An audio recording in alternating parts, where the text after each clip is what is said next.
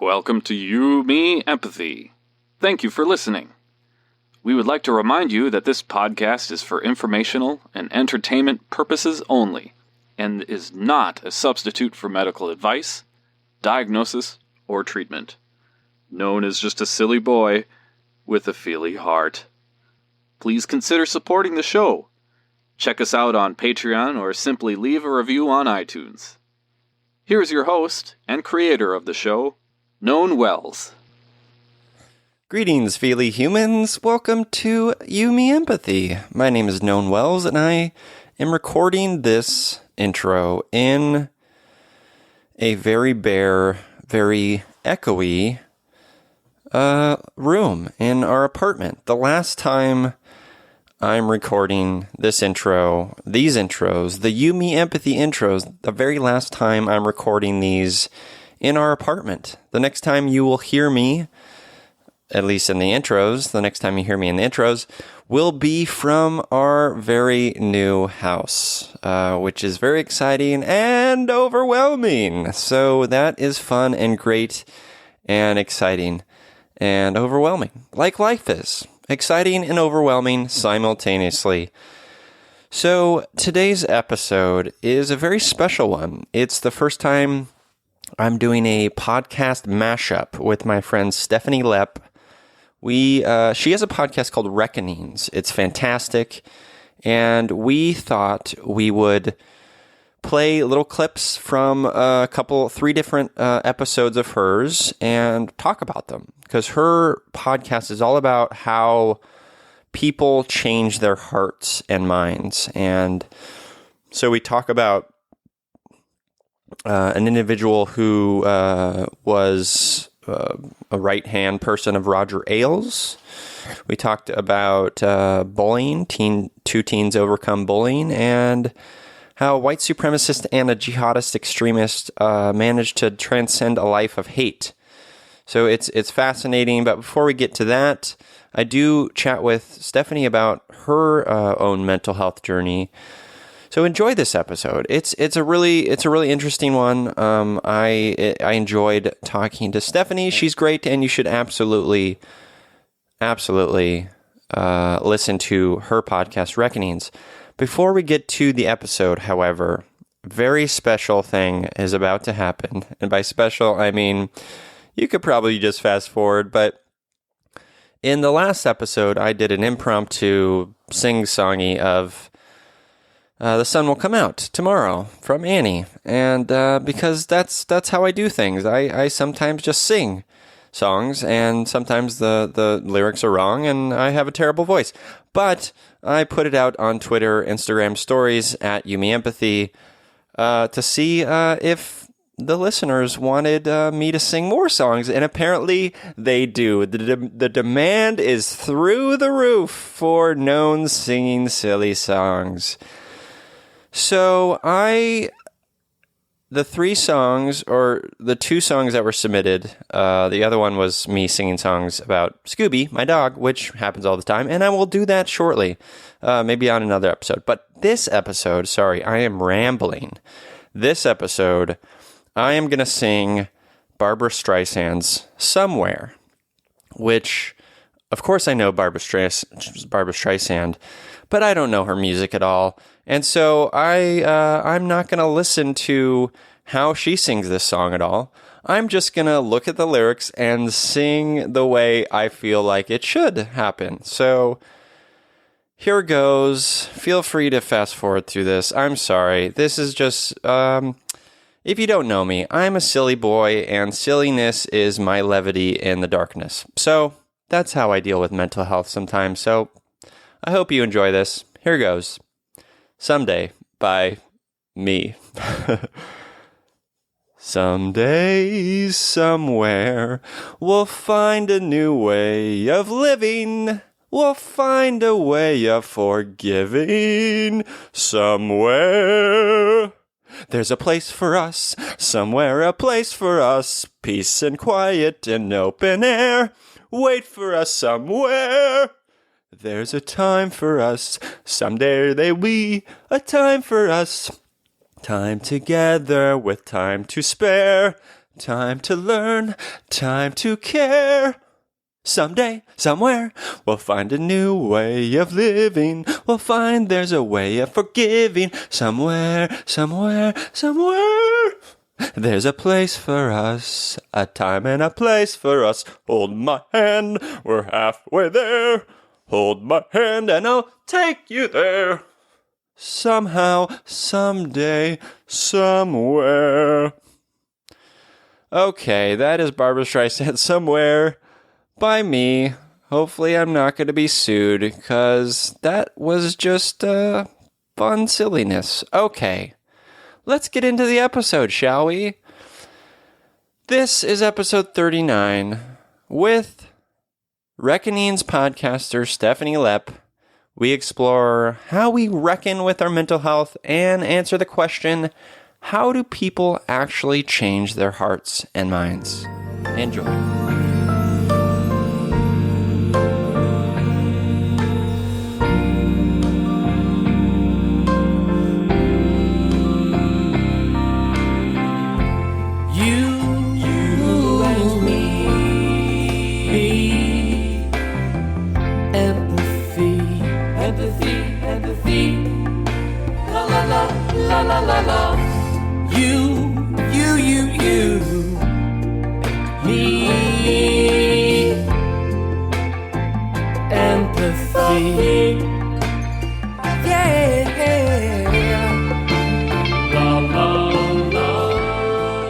Welcome to You, Me, Empathy, a podcast about exploring the struggles we face in our day-to-day lives as humans trying to get by on this wondrous and overwhelming pale blue dot.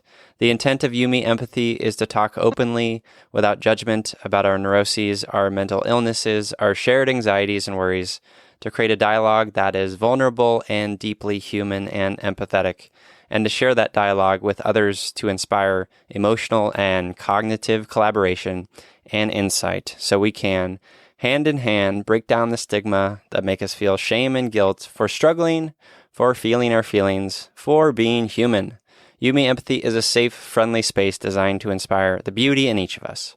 Today, I am excited to explore how we change our minds and hearts on a special Reckoning's You, Me, Empathy mashup with independent artists, deep questioning seeker, and infinite lunchbox carrier Stephanie Lepp. Hello, Stephanie. Hi. How are you? I love that. I'm great. How are you? I'm doing all right. Yeah, I like to introduce each of my guests with a little, clever stuff. Try to be, at least. Yeah, shows you do your homework. I like that. I might take your intro of me and use it for myself. Oh, please, it's yours. Thank you for being here. So, before we get into our check-in, for the listeners, I'm speaking to you now. Today's episode, Stephanie has this wonderful podcast called Reckonings, and it's about exploring how we change our minds and hearts by, it's about change and transformation in our lives. It's really powerful. And today we're going to talk a little bit about Stephanie and her story and how Reckonings came to be.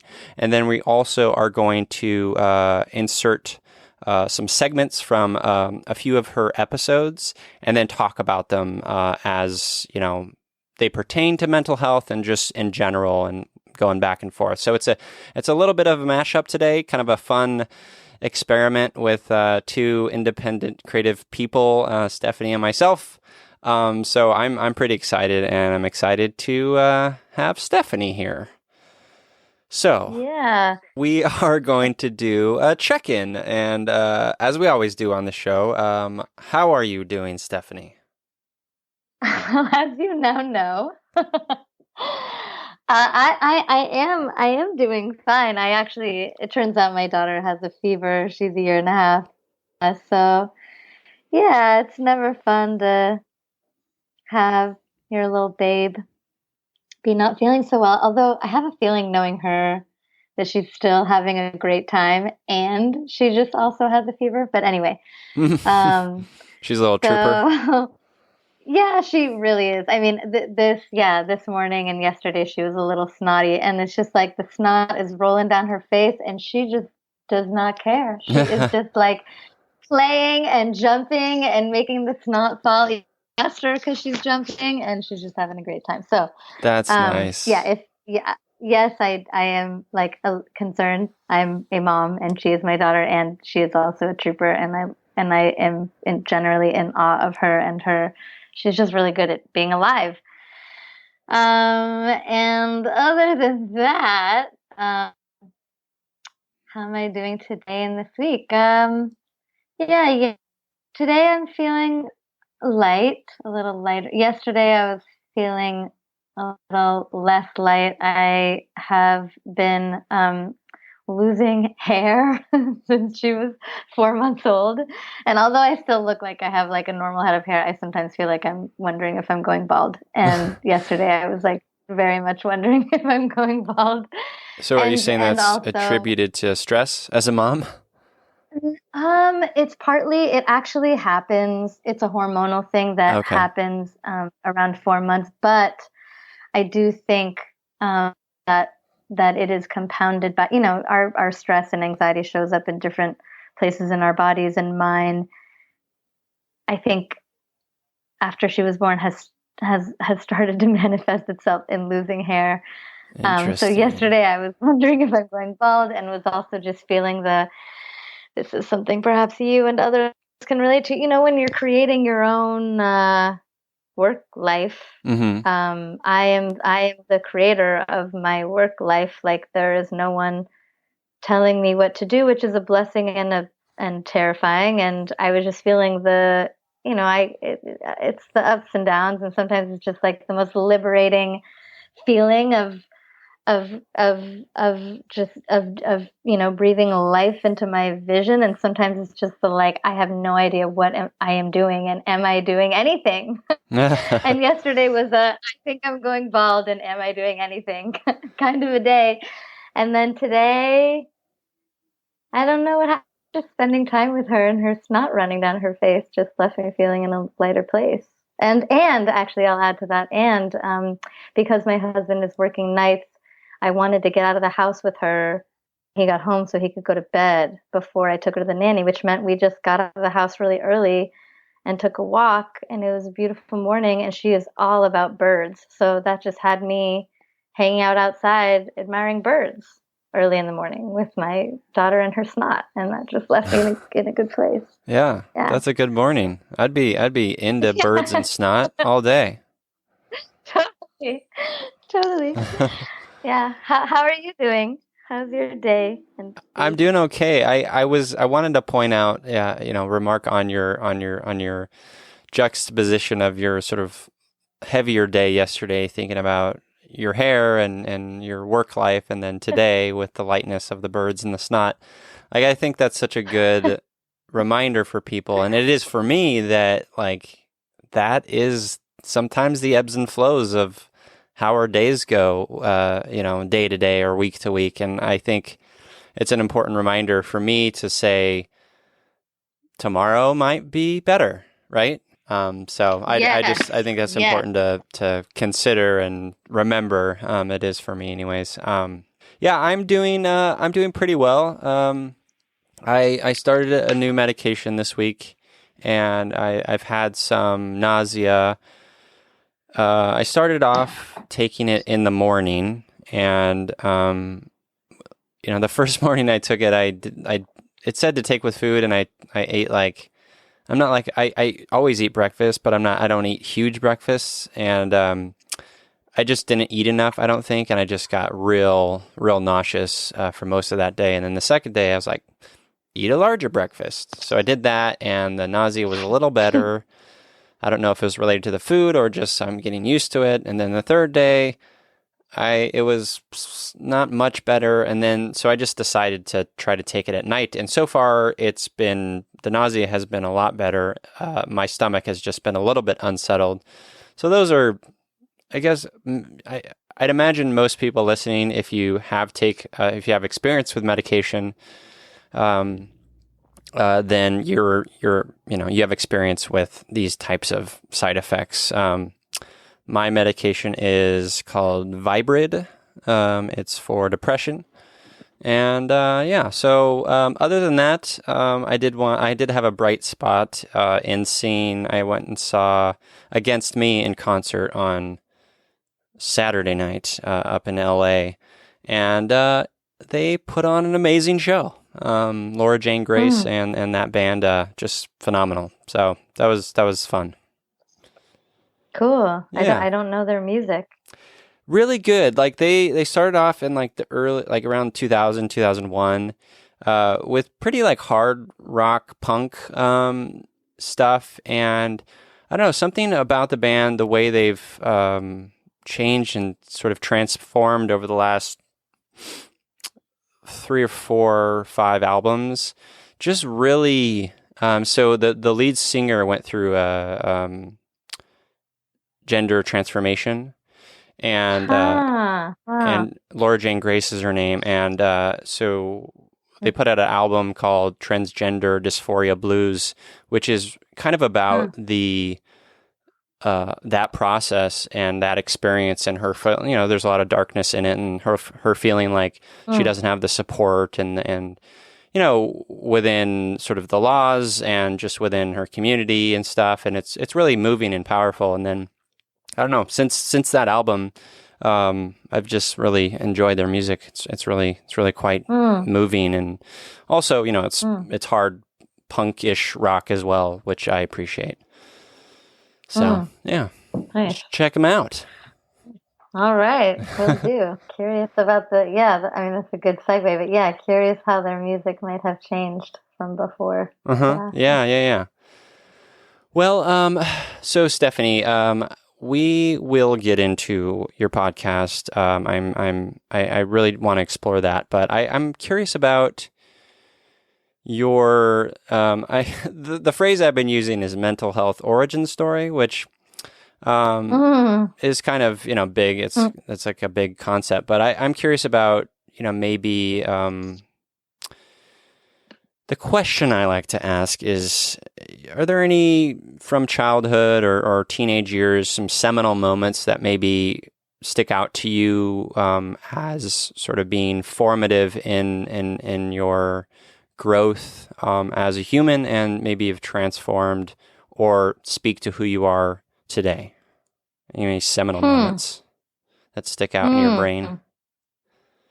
It's a tough one. Well, yeah. I mean, I can at least. I feel like the seminal moment was not really in childhood. Was actually after college, but that's fine. But I will say though that I have been at least aware of my mental life from a very young age. Like I remember waiting for the bus on the first day of second grade and having this thought like yeah, like last year I didn't know anything. Last year was first grade. Like this year I really know what's going on. Like I'm going into second grade, And then having that same experience again the next year when I was waiting for the bus to go to third grade. I was like, yeah, last year I didn't know anything. I was second grade. But like this year, this is when I have it all figured out. And after enough times, I was like, wait a second. I keep doing this. I have a feeling that this is going to happen again next year, which means that my mind is in a process of evolving and change. And it was just me becoming aware of my mental life and that it was in a process of changing. Though, as far as like mental health, I mean, for most of my young life, I was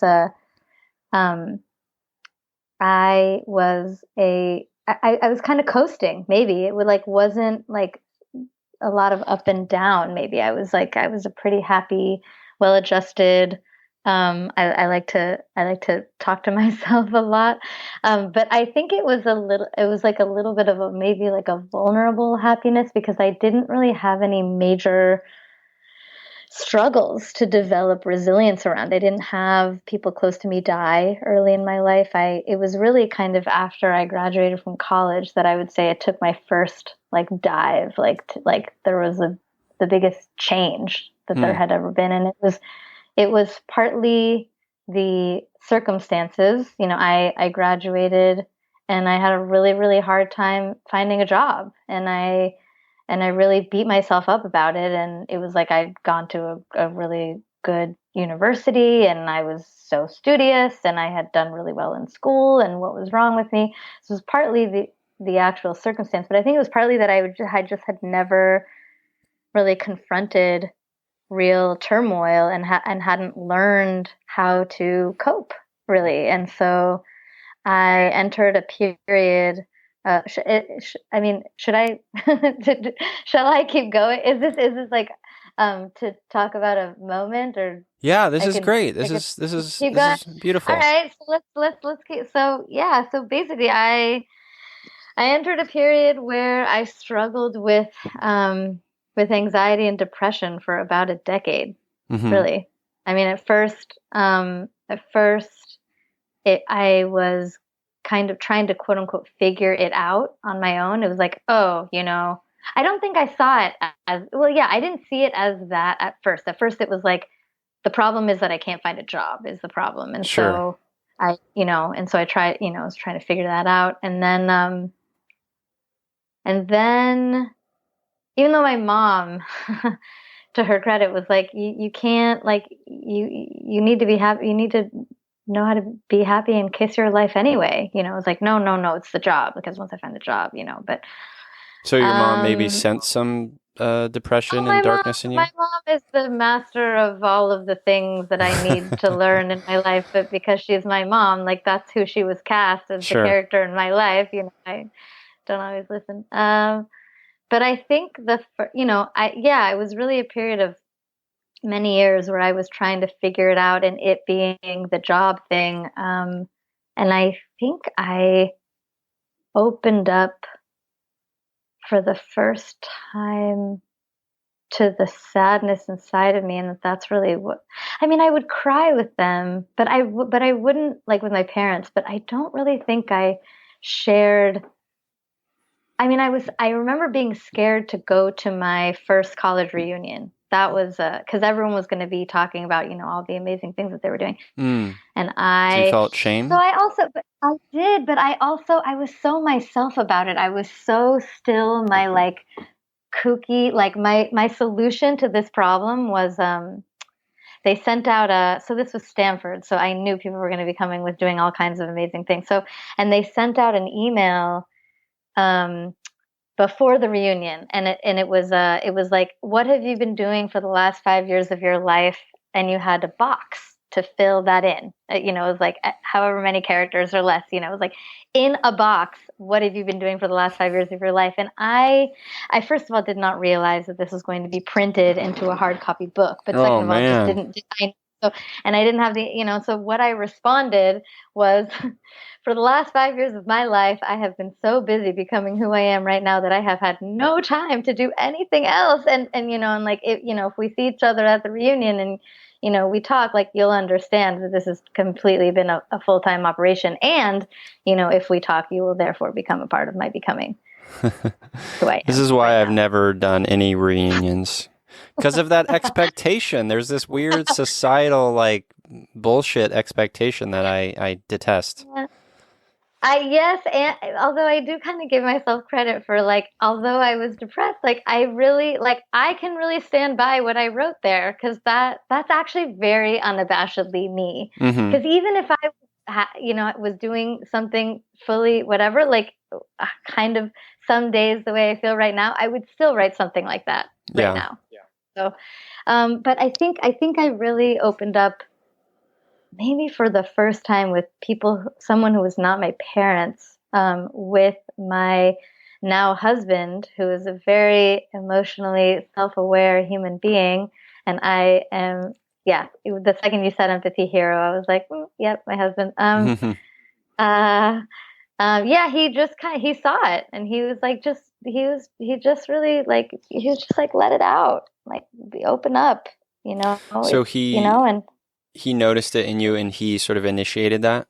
yeah, I mean, gently over time, but like it was very, yeah, well, we just started opening up to each other, and the Yeah. more, yeah, and more, and so then, yeah, it was like started trying therapy, different kinds of therapy, talk therapy, antidepressants, like for a little bit on and off, and I got to the point where I was so like, um, it felt like such a part of me that I went to the opposite. It wasn't, instead of like not telling people, I started, when I would get close to people, I would tell them like, hey, we're getting close. Like, I need you to know this about me because it is like 1,000,000% part of me. And if you don't know my grief, my sadness, then you don't know me.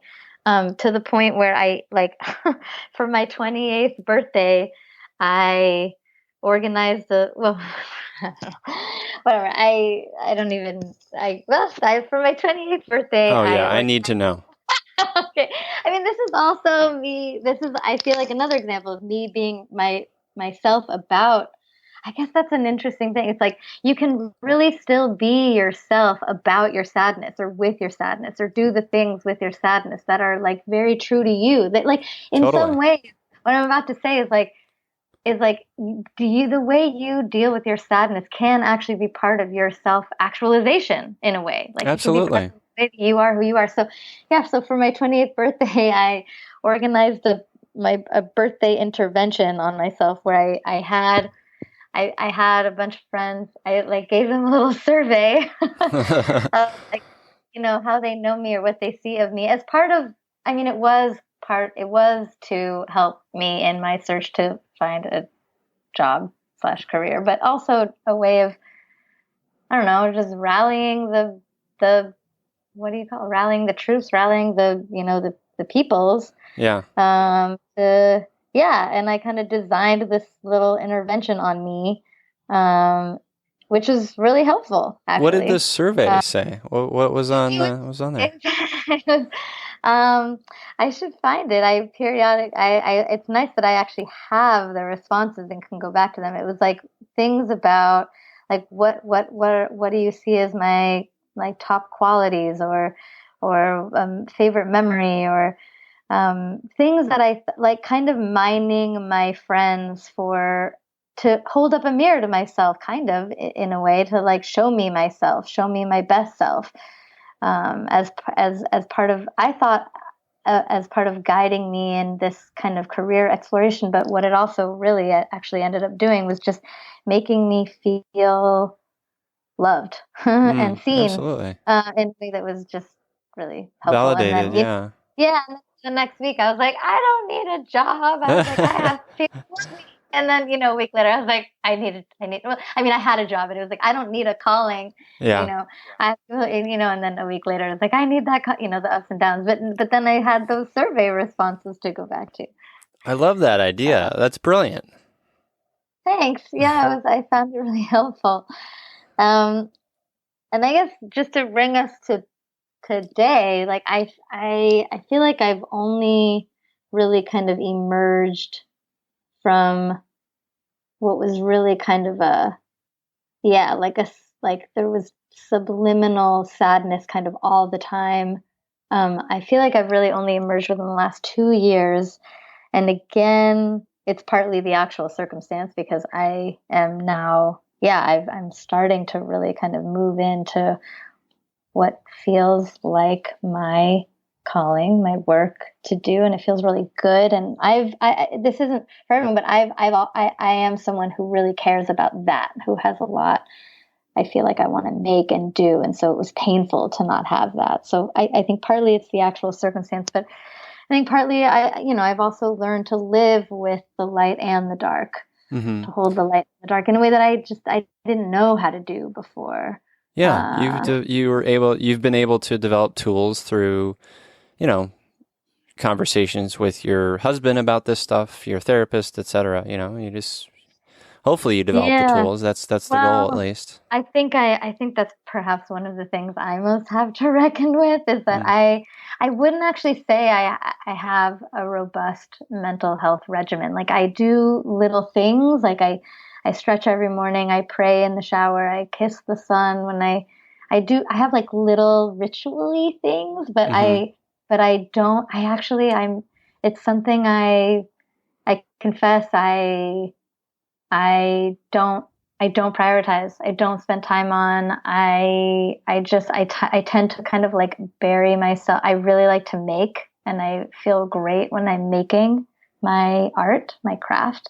And I don't want to take time away from that, especially now that my time is stretched thin, that I have a baby girl. And so But I don't prioritize it. It's I mean, something that, yeah. but it does sound like you do in a way, because you make, right? You create, and that's a part of it. I think, Thanks. Yeah. I can only speak for myself, but I know that, well, first of all, we all have a different approach to how we process things and Mm-hmm. treat our sadness and depression. You mentioned that before.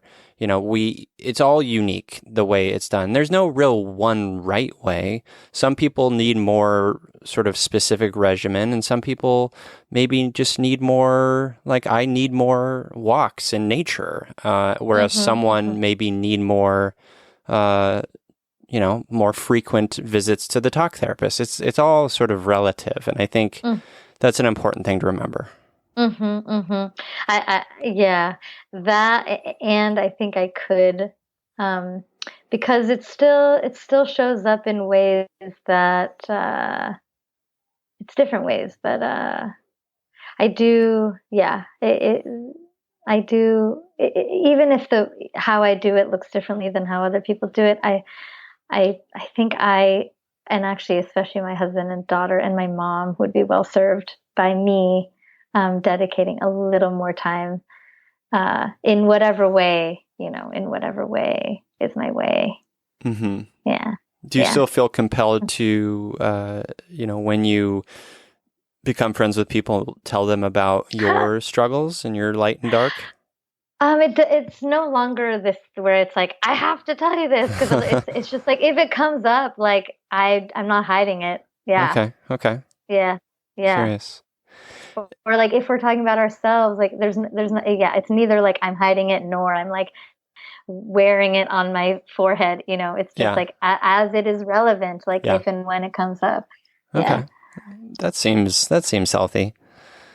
Um, Tell me about how Reckonings came to be, and sort of the impetus for that. Yeah. So it was really just through being involved in different kinds of activism, social change. The question would always come up for me. Are we changing anyone? Am I moving anyone on climate change or minimum wage laws or whatever it was, which then begs the question, how do people actually change? Hmm. How do people actually change their hearts and minds? And that became uh, a little bit of a fascination of mine. I used to keep this very extremely unscientific running list of the things that I thought radically transformed people, like near death experiences and falling in love and psychedelics and sometimes but very rarely in new information, and so this highly unscientific exploration I finally realized might be fun to manifest in the form of stories of as a podcast, just talking to people who have actually managed to change in transformative ways. And so yeah, so reckonings really comes from the idea that change in the world happens inside of people. Mm-hmm. Which then going back to that, so how do people change? So I talked to, and we'll play some of the excerpts here, but, anything from a deeply conservative congressman who made a dramatic shift on climate change all the way to a white supremacist who managed to transcend a life of hate and become a force for nonviolence. So it's been a it's been pretty diverse cast, but the through line is just an exploration of the question, how do people change, and specifically, how do people change in ways that connect to or scale into broader social and political change. Yeah, it's very fascinating. I really recommend the show. It's quite good. And, I feel as someone who is... I was listening to, earlier this week on a hike, I was listening to this podcast On Being with Krista Tippett. Yeah. Do you know that one? Yeah. It's really good. Yeah, she's amazing. Yeah. And she had Elizabeth Gilbert on, who wrote Eat, Pray, Love, and they were talking about choosing curiosity over fear. And that sort of stuck with me, and it goes to what you're talking about and asking questions about why do people change. Like, I just feel like we as humans, change is it feels like, maybe let me pose this to you, like reckonings is about exploring why change happens, but is it also maybe part of it, like change is also a necessary component to living and learning as well? Oh, yeah. Yeah, absolutely. Yeah. Part of this is also just to celebrate, and I don't know if I could say enhance, but at least celebrate our capacity to change and learn and grow. Yeah. Yeah.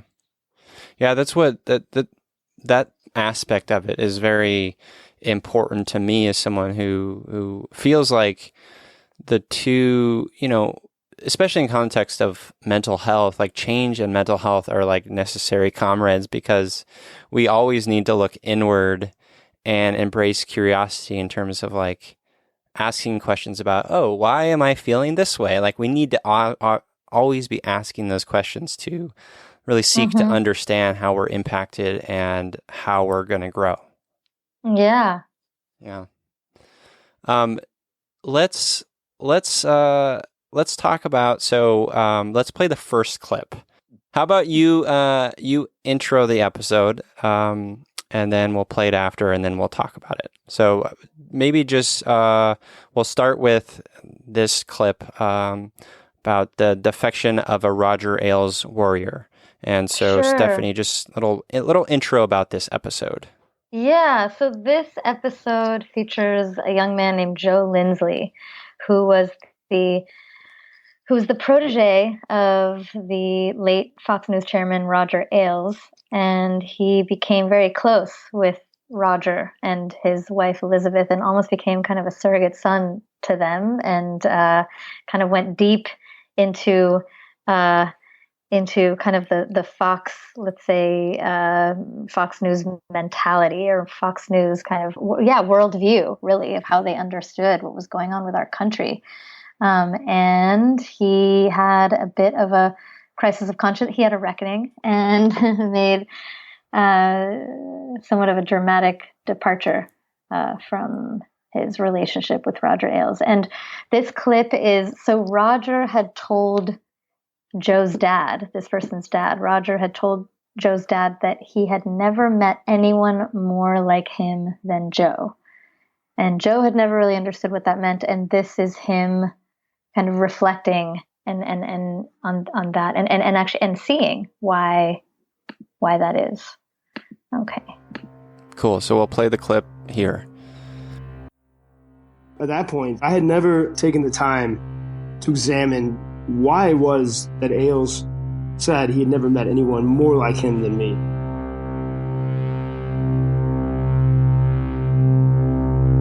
All day, you can surround yourselves with your enemies, perceived as real, and that keeps you occupied.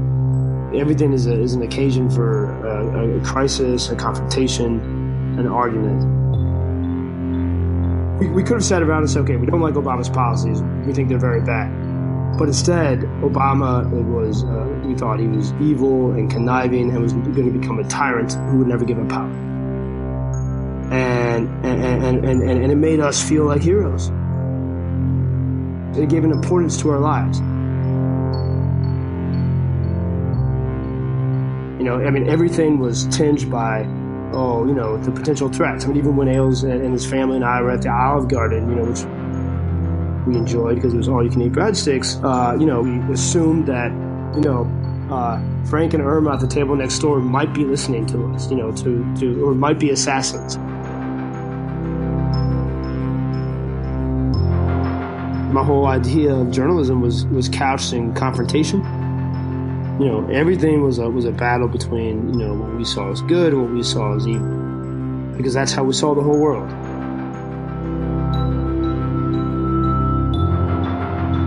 I knew there was something missing. I knew that the course that Ailes and I were on was not, it seemed glorious, but deep down we knew that there was this isolation and sadness.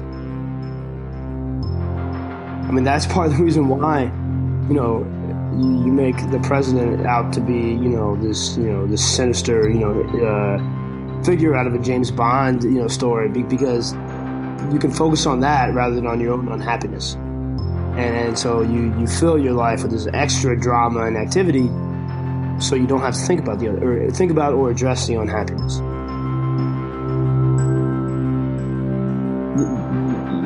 That sadness, it has a power over you when you don't address it and just acknowledge it. I realized that this is the deepest way how Ailes and I were most alike.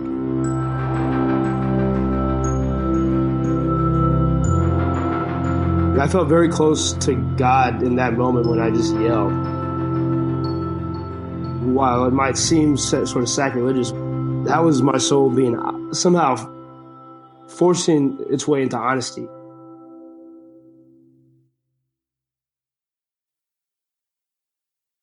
The next step is I have to write this story. I need to write this truthfully, unvarnished. Well, what struck me, a few things. I think one of the things that Joe had mentioned is that to him, there was a time before he sort of found change in himself, is that everything was like a confrontation to him. Yeah. Which seems so exhausting. So exhausting, but it also was fun. And Yeah. It was also, it gave him purpose. It was like, we're fighting this war. We're fighting this battle. Yeah. Yeah. It's interesting. Mm-hmm. It's interesting how we find meaning in groups, and there is a lot of power in that. We do that as humans naturally, and him sort of being connected and Roger saying we're very much the same, that must have been very empowering and validating for him as someone who was finding his way in that world. Oh yeah. For him, yes. Since the beginning, it was like getting a meeting with Roger Ailes in the penthouse. When he first got hired. Yeah, and this is why I often say, what if the problem and the solution is that we want to be heroes? It's like they want to be heroes, and this is, so they set this whole thing up of, this is a battle and we have to win and we have to rescue, America but if what you want to do is be a hero, there's so many heroic things that need to be done. Sure. We can definitely give you a way to do that. So in some ways, it feels almost like the problem and the solution is that we want to be heroes. Yeah, that is interesting. And they have this sheen or this framework that they look at the world through, this good versus evil framework. And I feel like that supports the sort of, I want to be a hero mentality. But it's, as we know, that's not the framework of the world. Right. We can't look at it in such binary terms. Right. And, I would apply that same logic to really anything, and especially mental health. There's no binary here. It's far more complex and nuanced. Right. It's like we're still reeling from whatever, we learned in the Disney movies we watched when we were growing up. But, which is why I've actually never seen Wicked, but I want to. But it's great. At least Inside Out, it's like, let there be more nuanced stories. And actually, even the ones that we don't necessarily think are nuanced, it's like Darth Vader was Luke's father. So like there's some, let's we need I mean that I feel Spoiler. like we actually I've never even seen it. What? I just know that. I know. But I know I somehow managed to. All right, we're ending this podcast right now. My husband agrees with you. I confess I can't say that. I was going to say I started watching it and I was kind of bored. Oh, but, no. To each their own. That out. It doesn't matter to me. But okay. I feel like I'm not saying that that's necessarily, it's not like the Disneyland movies, Disney movies caused, but like good versus evil is like helpful and okay when we're young and, we're trying to like figure things out and start with something simple, but like it's got to get a little more nuanced from there. Yeah. Well, it's like, I think we've mentioned it on this show before, but it makes sense in the sense that framework, the good versus evil, that sort of simple logic, it makes it a little easier to process this world that is very complex and is very overwhelming at times, and you find that good versus evil framework in some religions, and certainly the religion that I was raised in, that is, oversimplifying things as we figured out, but a lot of people don't grow out of that.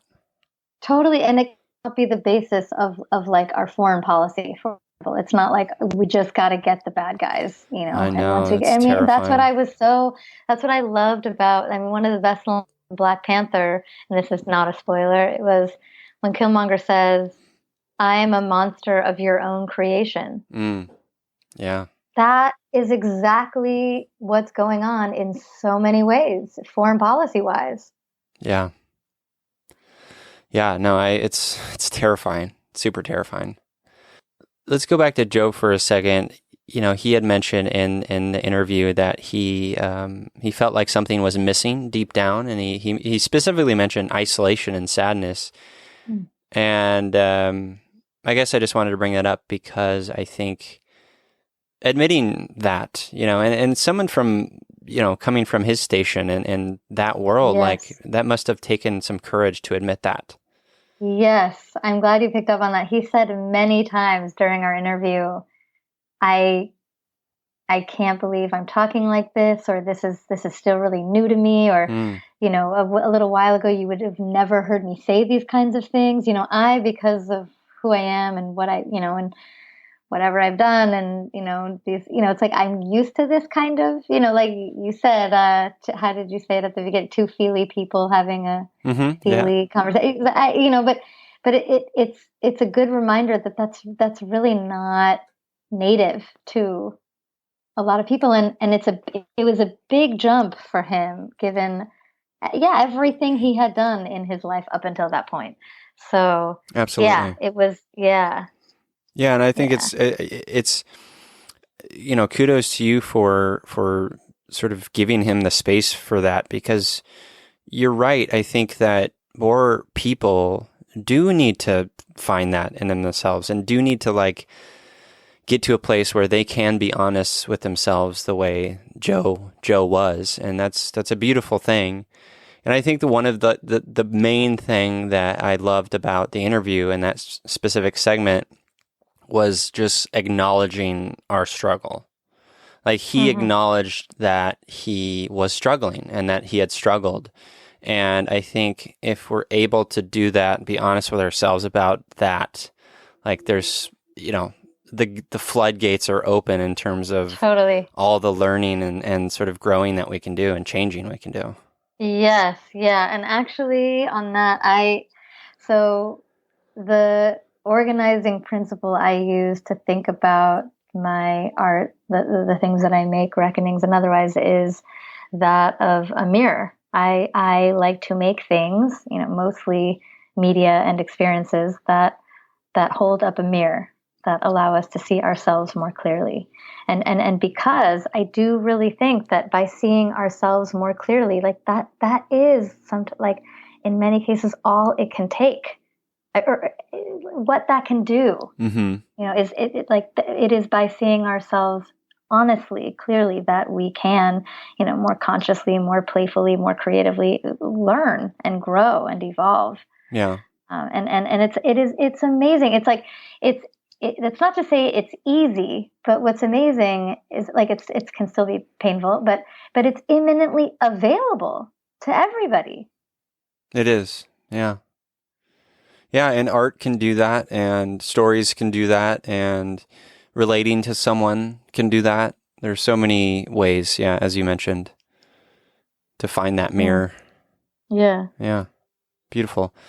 Well, let's cue up the next segment. This one's about the two teens overcoming bullying. So why don't you give a little intro to that episode, Stephanie? Yeah. So in this episode, it's two teenagers, but we're going to hear from one of them. Holly is a teenager in high school, and she is a bully. And she has this experience with Challenge Day. Challenge Day is I mean, it's like an anti-bullying workshop, although it's so much more than an anti-bullying workshop. But for this purpose, it's an experience basically that travels to schools. They do a one day experience. Let's say in the gym, get all the students in there, and they start with kind of like fun and games, and then they launch into these different kinds of activities that get students into their hearts and seeing how they're feeling and seeing how they affect each other. And you end up with like kids like up on the microphone making public apologies to other people in their class. Wow. It's a pretty, a Challenge Day is amazing. And she has this experience at Challenge Day. Challenge Day came to her high school, and she has this experience where she's basically able to witness the impact that she is having on the people that she bullies. Challenge Day, it just showed me how you never know what somebody is going through. But I seen like their reactions and stuff, and it just made me think like that's not how I want to affect people. I don't want to leave that effect on nobody. That's not what I want to do. And it really I don't know, it did something to me, because when I was there, I was crying, but when I went home, I really locked myself in the bathroom, and I was really crying because I started thinking about I've done all of this stuff that I can't take back. But then I started thinking I really want to change myself. I can't take what I did back, just move on and try to better myself. Wow. That's so powerful. Yeah. So one of the things that I was just sort of in awe of hearing from this young lady is her saying that, essentially we never know what people are going through. Yeah. And that is such a, I that's an ethos of mine that I try to remind myself of often, that because we so often just forget that people are complex emotional creatures, Yeah. And we know, and they could be doing something that may look like they're assholes or something from our perspective, but they could be having the shittiest day ever. Yeah. And I think that's just such a great lesson in remembering that, they're complex and could have bad days too, Yeah, and yeah, it's amazing to hear 16-year-old right? be yeah. Yeah. So with that, giving, I think we all could learn from this young, 16-year-old that, just have a little patience, breathe, and maybe give them a little bit benefit of the doubt. Uh-huh. Yeah. Yeah. What, one thing is I loved about this is that, we do impact people, even not sometimes not always directly, sometimes indirectly. And I think the more we can think about how we impact people, I think the better off humanity will be. Right? Because we can leave impressions on people. We can, we've talked about it on the show before, like something that I've been trying to challenge myself to do more is to even just like look up, lock eyes with someone, smile. Like that's an impression that we leave on people. And I think the more of that and thinking about that, the better, don't you think? I think that, as I was saying, I think that, one of the main things for me is about this particular episode was just the idea that we do impact people, and it's good to remember that. Yeah. Yeah. Oh, and one thing, like, before we move on to the last segment is the one thing she had said. What was her name again? Holly? Holly, yeah. Holly, yeah. One thing Holly said was that, and this is just great insight, and again, she's 16 and I feel envious. She said that she can't take things back. I think that another great thing is that, like, it's true. Like, we can learn from our mistakes and we can move on, and we're often so sort of stuck in the past and sort of ruminating on mistakes we made. And I think that it's coming from a good place because we're obviously maybe feeling shame or guilt about a thing, but there is nothing we can do about it. So to move forward and learn from that experience, that's just great insight. Yeah. Yeah. Agreed. I've spent a lot of time ruminating on my past. So yeah, I often think of that line, should just move on and try to better myself. Yeah. That's beautiful. It's simple and just very powerful. Yeah. Well, let's get to the third and final clip. This one is about the former white supremacist and former jihadist extremist. In this particular clip, it was about if I'm not mistaken, it's about the former white supremacist. Why don't you do a little intro for that one, Stephanie?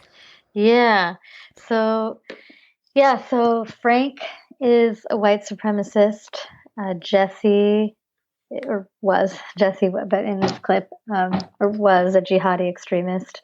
And this is the story of how they both managed to transcend lives of hate. And at times in this clip, you may not be able to tell, or at least in the episode, it's sometimes you can't quite tell who's who, but that's kind of part of the point, because we often think of these different extremisms as somehow like the opposite or separate, or but as you and your listeners know, when you need something, when you can't cope with life, you will sometimes just reach out and grab whatever is there, whether it's white supremacy or jihadi extremism or heroin or alcohol or something else, and for each of them, it's like they could have been each other, like they could have grabbed the other thing. It's just kind of like what was in front of them presented itself at the time. And that's not to say, of course, that doesn't justify it. I do not have compassion for what they did, but I can find compassion for why they did it. And so this is both of them kind of reflecting on what helped them transcend hate. And I will say, though, Frank, the former white supremacist, is speaking first, and you can tell him because he has a thicker Philly accent. And then you hear Jesse, and then you hear Frank again. Say a guy went to a Richard Spencer rally, and he got caught on the news screaming the N-word. And someone puts out on Twitter his home address and says, here's this guy that was just yelling the N-word. He's, I used to work with him. Here's his real name, blah, blah, blah, blah, blah. That guy is now like, wow, it's coming back to haunt me now. So now he has some repercussions. There's got to be some type of repercussions. There's family members who don't want him around because every time they talk, all they do is talk about racist bullshit. That's what my family did. They just kind of stopped inviting me to dinners. They stopped inviting me to barbecues because I was a racist thug. Everyone else in his life has said, "You're an idiot. What an asshole. Why would you believe this stuff?" And they fight ideology with the person. Then I come along and I want to go, and this guy thinks I'm going to do the same thing to him. And I never fight ideology with him at all. I more talk to him about him and what's going on with him. Hey, back when you were joining this group, is this what you imagined that this was going to be like? Your family doesn't want you around. Is this really what your end result of what you thought when you joined this group was going to happen? The former extremists can relate. They understand what it's like to be in another's shoes, which is the very definition of empathy in and of itself. And they understand the nuances of the worldview that's espoused. Google Ideas, alongside of ISD and some other institutions, was the first entity to put former extremists together and to sort of tease out commonalities between right-wing extremism, Islamist extremism, left-wing extremism, gang violence. And one of the things that they found is that intervention from a former extremist to an extremist or to a radical is a very effective tool. And so they are going to expand what they call their Against Violent Extremist Network. The AVE network is an association of former extremists and family members, friends, and members of society that have been affected by extremism, that can then formulate as an alternative community that can ultimately challenge those networks and those communities that are extremist.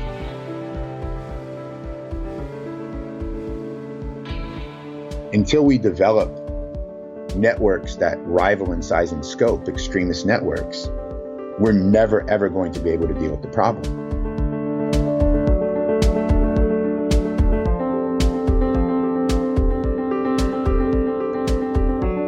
Stop throwing bottles at the neo-Nazis.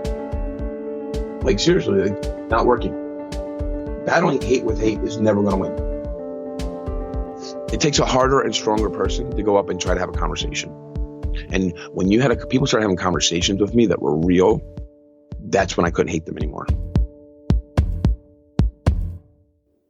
So we just listened to the clip, or you just listened to the clip, listeners. And I was just going to say, in your intro, Stephanie, you had mentioned that, I think it's such a beautiful idea that it is maybe harder to tell who from who, right?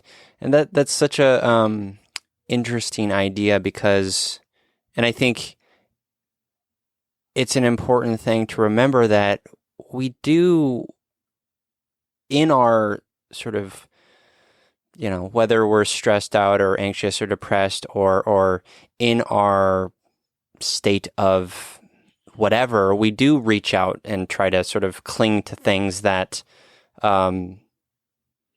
that bring us meaning or bring us whatever. And I think like that is, I mean, obviously in their cases, they went to the extremes of those, but like that sort of process, that process can be applied to really anything, like you said, like drugs, et cetera. And I think I just love that the way you describe that, because it's it's looking at everything, and it's a very just wholehearted, like compassionate way to frame these stories. And I just love that. Thank you. Yeah, you're welcome. Yeah, something I was actually thinking of doing, this would be very provocative and would perhaps ruffle feathers, but I'm just going to put it out there. I had the idea so this is weaving their stories together, right? Frank, former white supremacist, Jesse, former jihadi extremist, and just taking different points of their lives that intersect and weaving their stories together. And I was thinking I could really, to this point about, You can't tell who's who. I was also thinking of taking one of them, let's say Frank, and then weaving because it is maybe a little more obvious to weave together two stories of two former violent extremisms, and whoa, it's the extremisms that are different. But what if you took a violent extreme and weaved that story together with Joe Lindley, right? Who was the protege of Roger Ailes, or some like financial someone who reached the height of Wall Street and like did all in the name of in trying to fill his own hole in his heart. Did it in a completely different way. I mean, I know the reason that is provocative is because how could you ever compare a white supremacist to a Wall Street banker? I mean, that's such a caricature. I hate to paint it that way, but at the same time, there is a little bit of like, yes, we're all searching, and yes, we're all just we grab whatever is there, and some of us are more graceful about it than others, but there is something to that, and it's something I may do and would have to be very careful with if I did. But it's interesting. I think I'd be into it. Okay. Yeah. Okay. I mean, I think that's a really interesting idea. Noted. Yeah.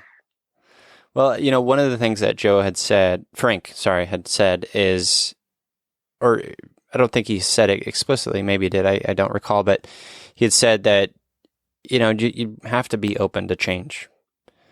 And I think that's kind of like, the whole sort of, as you mentioned at the top, like one of the main things of what reckonings is you have to be open to change if we're ever gonna grow. And that's sort of the start. That's just a mindset shift. Yeah.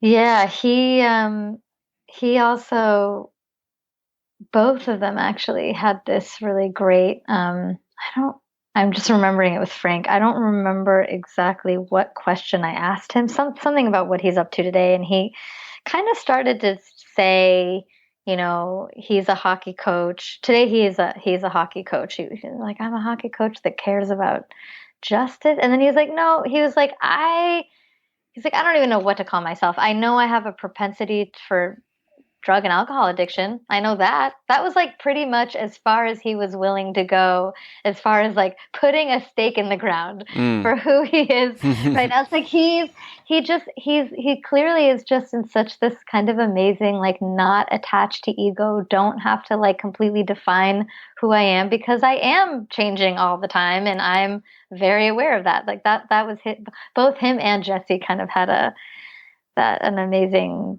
quality of non-egolessness, of just openness to change, recognizing that they're constantly changing. That's such a amazing place to be, and it makes sense for them because they were so well defined, and they, on the outside and for themselves, they, things. The road was very clear on what they were meant to do and what they stood for. Yeah. Yes. Yeah. And I loved how Frank had mentioned that real conversations are where we heal and where we understand. And, he was having a real conversation with you, for example, and that's what we're doing here. And that's what I encourage my listeners to do all the time, is to be vulnerable and to open up and to open your heart. And not, don't, this is I'm going to take a stance on the You Me Empathy podcast. This podcast is very anti-small talk. We don't want small talk. I want real conversation. I don't want to talk about the weather or sports. I sometimes think we can replace small talk with just nonverbal sounds, because often what we're looking for is just an easy, not particularly time-consuming activity, interaction with someone, and we can get that by chirping like birds. Like it doesn't. I love that. We should start doing that. Animal noises. Like, Animal it's what you want. noises. It's just to interact. It's just like, like I'll just, and you do your thing, and then we can walk by. Like, it doesn't need to be words either. That is amazing. Or we could do patty cake. We can do all sorts of things. Yeah. That's so much better. But yeah, and the real conversation. I mean, it's actually hard. It's a challenge for both sides of not just on the being vulnerable side. I mean, it was it's also easier. It's like we don't always want to hold the mirror to each other. We'd rather just it's easier to not necessarily challenge the person in a loving way. It's easier to just close the door on that relationship, or just not even open the door, period. Right. So all parties involved have to step up to the real conversation. Absolutely. Yeah. I wasn't even aware there was this thing called the AVE network against violent extremism. That's amazing. It's amazing. It's totally amazing. Yeah. So, and I can explain what that is. So that's so a few organizations, Google included, and the Institute for Strategic Dialogue and Gen Next were kind of just realized the power of they call them former extremists, basically, to be able to engage current active extremists, because who knows what that person is going through better than someone who has actually been an extremist. And so they created this network. It's called the Against Violent Extremism Network, and it includes former extremists of all stripes. And it actually, this is nuts. It's kind of wild. It's just it's a searchable database where you can actually search for the kind of former extremists that you're looking for. Whoa. To have them help you either with yourself or someone and it's all done outside of law enforcement. Yeah. Wow. Yeah. And what a beautiful, remarkable just example of empathy on their part. They've gone through this, and they're I mean, I would have no hate in my heart for them if they decided, like, I've gone through that, I've changed, and I can't be near it. Like, that is totally makes sense to me. But like taking what they learned and pairing up with the current extremists, like, what a remarkable gift that is. Totally. And empathy on the part of the organizations involved, because it's also a big change to, instead of saying, it's like, you must, punish immediately, incarcerate, punish, to like, wait, I actually have a kernel of a belief that you might change. Yeah. And how might I approach, what might justice look like, criminal justice look like, if I have that belief in you? Yeah. Absolutely. Yeah. It's really quite moving. One of the last aspects of that particular clip in that episode that I just was amazed by, and I don't know if this made it into the little clip, but it's toward the end of the episode. Listeners, you need to listen to the whole episode anyways. But Frank had mentioned that, and it's the title of the episode, about majestic elephants. And he says we need to kind of be more like the old elephants in people's lives. And what that means is we need to show people and be examples for people and show people how to live and be positive forces in people's lives. Am I getting that correctly? Can you add to that? Being mentors. Yeah. Mentors. The idea that if you're only hanging out with people who are like you or the same age as you, it doesn't necessarily need to be age, but it helps to have, you need to have mentors to show you how to be a majestic elephant. Yeah.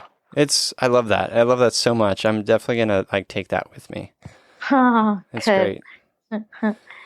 Well, this was an experiment playing those clips, and I hope you listeners enjoyed that, but definitely listen to Reckonings. And I want to talk a little bit about what's coming up for Reckonings. Your sort of plan for it. What's exciting you that's coming up for the podcast?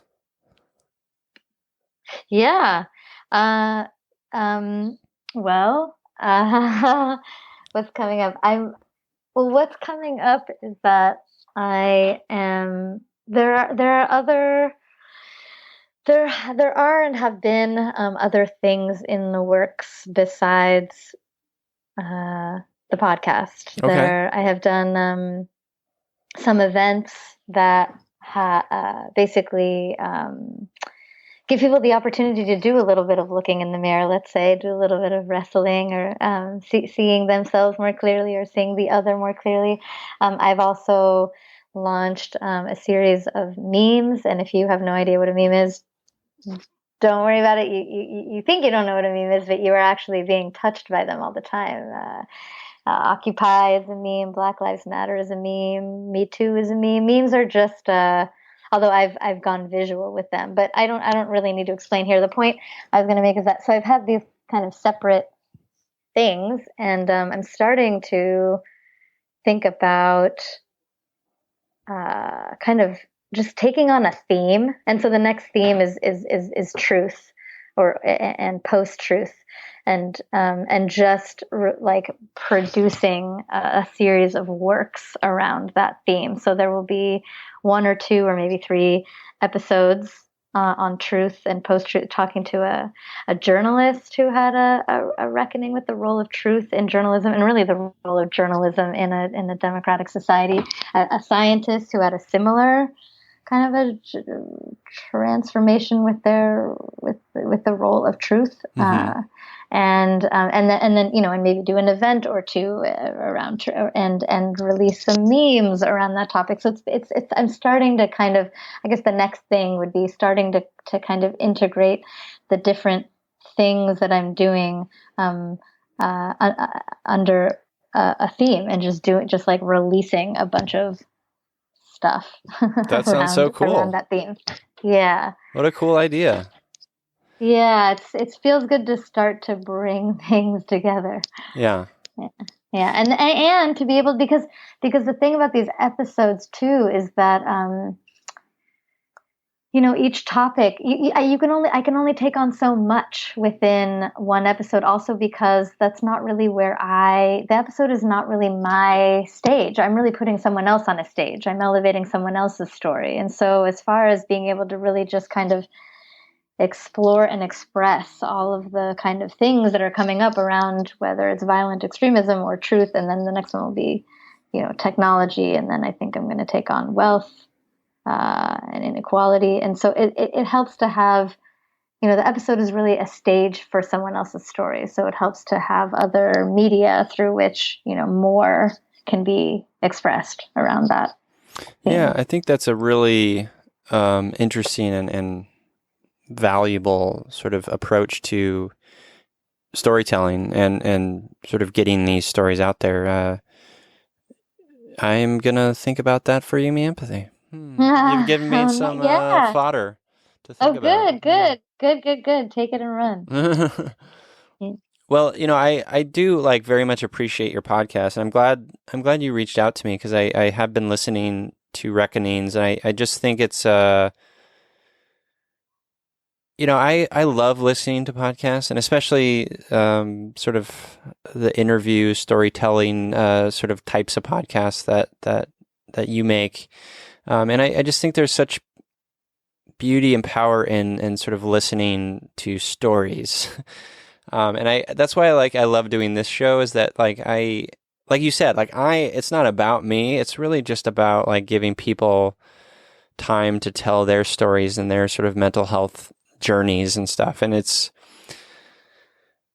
I love stories. As a book nerd, I love stories. As a film nerd, I love stories. And I just think stories are such a great medium for growth and learning and wonder and awe. And, so that's just a long-winded way to say, I'm glad you're doing the show, and Reckonings, that is. And I'm excited to see what's coming up. Yeah, thank you. Thank you. Me too. Yeah, you're welcome. And likewise. Yeah. Thanks. More real conversations. Totally. Amen. Well- And patty cake. And yes, and patty cakes and barnyard noises. Yes. Yes. Well, before we sort of wrap up, we always end the show talking about our empathy heroes. So these are people in our lives who are just really good arbiters of empathy. Who is your empathy hero this week, Stephanie? Yeah, well, I already gave mine away, and I think mine's not just this week, but ever since I met him, pretty much, I'm gonna crown my husband as my empathy hero. And then I guess what would I elaborate on that? Hmm. Well, he was able, you had mentioned he was able to, allow you to kind of talk about and be open, just open up like emotionally. That's a huge thing. Hold my sadness. Yeah. Yeah, he's so good at that. We need those people in our lives. We do need those people, and he knows. He's just, I would say part of it is he knows when to take up. He knows how to take up space, and he's very good at it. And he also knows, especially as a very articulate and I would say handsome white man, how to just get out of the way and really give space for other people. Yeah. That's a great trait and hard to learn. Yeah. The taking up space part. I think I struggle with that sometimes. Yeah. Well, good. Thanks for sharing that. Yeah.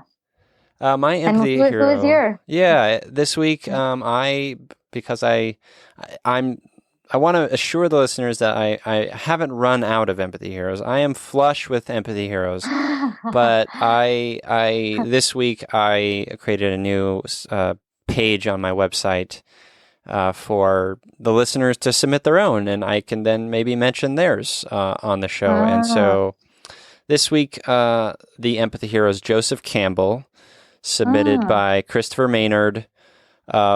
He runs this podcast called Following Films. It's quite good. Joseph Campbell, that's a good one. I know he's the hero's journey guy. I haven't read a ton of Joseph Campbell, but I know he's an influential figure. I know he was an influential figure in terms of George Lucas creating Star Wars, to go back to your favorite movie of all time, Stephanie. Oh, yeah, right. Have you ever read any Joseph Campbell? I have not, but I do know Follow Your Bliss. Yes. I have. Follow Your Bliss. Yeah, exactly. Well, thank you, Christopher, for sharing that empathy hero. You too can submit your empathy heroes, listeners. Just go to knownwells.com/empathy-heroes. Okay, Stephanie, this is the time where you plug all the things that you want to plug. Talk about where people can listen to Reckonings, where they can connect with you online, all that loveliness. Yeah, so you can find Reckonings wherever you get your podcast. It's on iTunes, Google Play, Stitcher, TuneIn, etc. So if you have your place that you get your podcast, you can just search for Reckonings there, or you can go to the website, which is www.reckonings.show. And you can find Reckonings on Facebook if you want to be social there. And if you're curious about these memes, I really am just getting started. But basically, it is just a visual and more pithy way, and remixable, really, way, if you want to take them and remix them and do something else with them, to articulate some of the themes that are coming up in the episodes. Again, I'm just getting started. I haven't started kind of weaving the memes and the episodes together, but what's been going on thus far, they're on Instagram. Even if you're not on Instagram, you can still just look at them there. Instagram.com/infinite lunchbox. Perfect. Yeah. Awesome. And if you think you didn't hear that right, you did. Infinite like infinity, and lunchbox like what you put your lunch in when you're a little person. Yes. Listeners, all those links are in the show notes for this episode.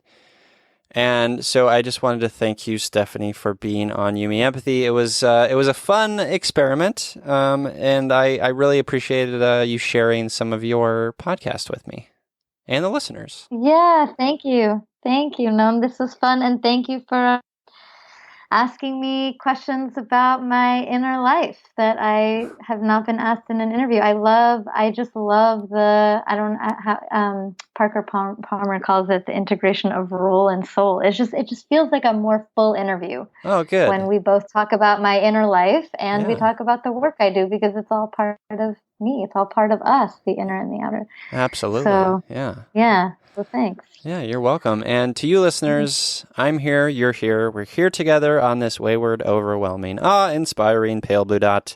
We have each other. It's You, Me, Empathy.